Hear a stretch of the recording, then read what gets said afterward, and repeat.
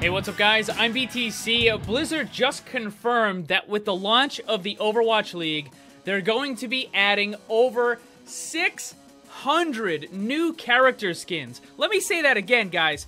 600 new character skins are going to be added to the game with the launch of the Overwatch League. That is just a crazy amount of new stuff.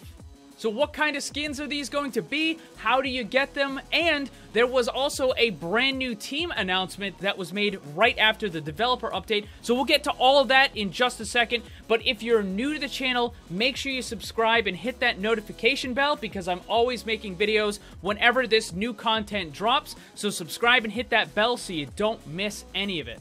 Alright, so in the developer update, Jeff Kaplan confirmed a bunch of the things that I expected that they were going to do for the Overwatch League. He also talked about how they're improving the Spectator Experience and all that sort of stuff. So we're going to quickly start with the Spectator stuff because I kind of already went over it yesterday. I put out a video and I showed off a bunch of the stuff. What you're watching right now is the new Spectator mode. It's kind of like the baseline because there's a lot of stuff that they're going to be adding to it to improve the Spectator Experience that hasn't actually been put in the game yet. So there's going to be like a mini-map so that the people who are running the tournament can actually have a better idea of where everybody is. And they also have the option of showing that mini-map to all of the viewers of the tournament as well. The players in the game won't have access to it, but everybody else who's watching at home will have access. So that's kind of neat. It's nice to know like where everybody is. Another thing is the camera is just supposed to be a lot more fluid in its movement, a lot less jerky and kind of stuttery as it's moving around. So that should overall increase the experience that you have while watching. There's also going to be this kind of like a rewind playback feature for anything that happens in the kill feed. The people that are running the tournament can basically click on it and say, okay, let's play that again. And they're going to be able to then rerun whatever just happened. Like if there was a big, quad kill or something like that. They can just click on it and it will go back and play it for everybody. So it's got a really cool little playback feature going on. And there's just a ton of other options. As you can see, like just the overall user interface just looks a lot cleaner. It's a lot easier to tell who's doing what and that sort of stuff. And then that brings us to the main thing that I want to talk about. So as I said at the beginning of the video, you heard it right, there are going to be over 600 new character skins that are going to be added to the game. So back when Blizzard made their first announcement for the Overwatch League teams, it was the Shanghai Dragons. They put out this little press release thing and said, we welcome the Shanghai Dragons, blah blah blah blah, this is their logo, this is what their team's going to look like, and that sort of thing. Well, included with that was Mei with a never-before-seen character skin. Now, it was basically an epic skin. It had the same kind of model as the default, but it had different colors, and it also had the Shanghai logo on the uniform itself. And at the time, I was like, wow, that would be really cool if they had that character skin for not just Mei as like a mascot, but if anybody on their team had the same kind of color scheme. That would be awesome. So it didn't matter if you were playing Mei or McCree or Reinhardt or Roadhog, Diva. It didn't matter who you were using. Anyone from the Shanghai Dragons would have that kind of red and gold color scheme. And I'm like, that would be really awesome because that would also help out with the kind of confusion that people get when they're watching these tournaments when they see like, a giant pink Diva mech going against another giant pink Diva mech. And it gets kind of confusing, like, well, which one is on which team? Yeah, there's the little outline around it, but even then that's in itself can kind of be a little more confusing to the people who aren't really familiar with the game and new viewers and that sort of stuff. So at the time I said every single team should have their own in-game uniform for both home and away. You have 12 teams, 25 characters, both home and away. That's 600 new skins. That is a lot of skins. Plus, hero number 26, whenever he rolls around, that'll add even more to it, right? So, there were people who were like, oh no, that's never gonna happen. It's too much work. They're not gonna do that. Blah, blah, blah, blah, blah. Well, guess what? Blizzard is doing exactly that. And the thing is, I'm not surprised in the least, because people don't really quite realize just how much money is being sunk into the Overwatch League. We're not talking like thousands of dollars or even millions of dollars, guys. We are talking hundreds of millions of dollars are being put into the Overwatch League in order to make it successful. So the idea that they're not going to be willing to like take some extra time to make in-game uniforms for the different teams just doesn't make any sense. So what the breakdown is, every single team has their own set of colors. And what's going to happen is every single character in the game is going to get a character skin, a uniform that is matching those colors. And then every single team is going to have a home version and an away version.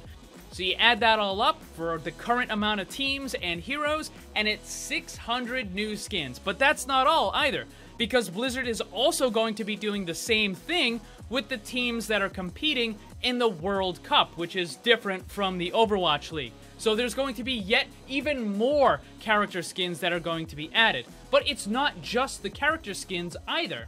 Another pretty significant change that they're making to the whole Spectator experience is not just the color coordination of the characters themselves, but also their abilities are going to change color to match whatever their team is. So if there's an explosion on the map and it's colored green, then you know it came from the team that has the green coloring. If it was yellow, then it came from the yellow team. So all the explosions, the special abilities, the effects, all that sort of stuff is going to be color coordinated, so you as the viewer know exactly who did what at any point in time.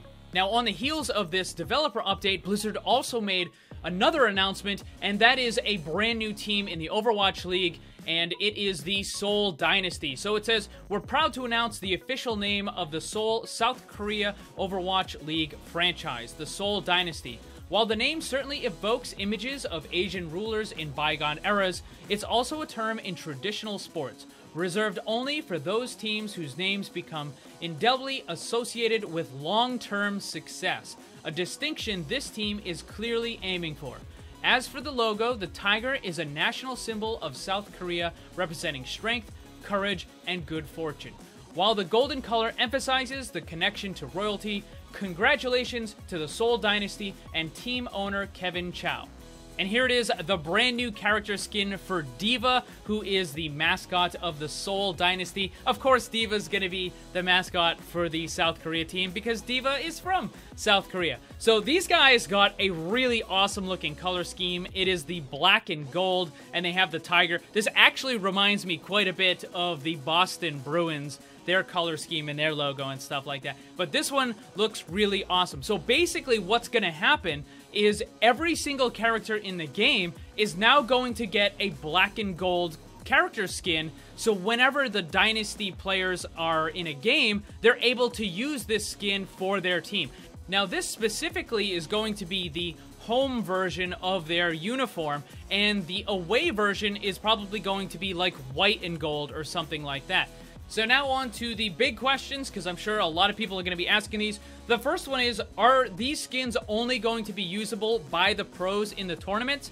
And I'm guessing the answer is almost certainly going to be no. I don't think they would make all of this stuff and restrict it to only being used in these tournaments. I think everybody that plays Overwatch is going to be able to get these. But that leads into the next thing, well, how do you get them? So in one of the early announcements for the Overwatch League, they talked about this kind of revenue sharing thing where there's going to be cosmetics, sprays, emotes, different sorts of things added to the game that players can purchase in order to support their team of choice. So whatever your favorite team is, you can basically shell out some of real-world money into the game to buy stuff, and half of that will go to your team.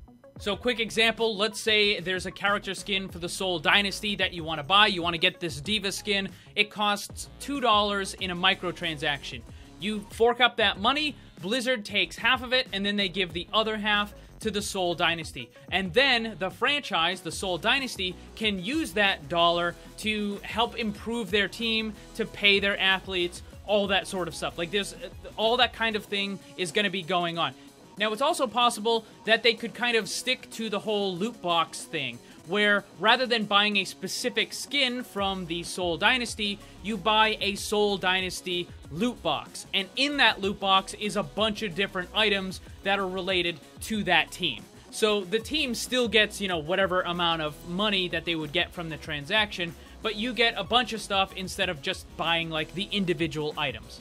But in either case, guys, we're looking at over 600 new character skins alone, not to mention all of the sprays, the voice lines, the emotes, whatever else they add to the game. There's gonna be a ton of new cosmetic items that get added with the Overwatch League. What do you think about all this stuff? What character skins are you most looking forward to? Let me know in the comments. Also, don't forget to check out my Discord server. Follow me on Twitter and Instagram. The links for that stuff is down below. Thanks for watching. Remember, always blame the controller, because it's never your fault. Also, special thanks to all my Patreon supporters for helping to make this all possible. If you'd like to see what kind of cool rewards you can get for supporting the channel, check the links on screen and down below.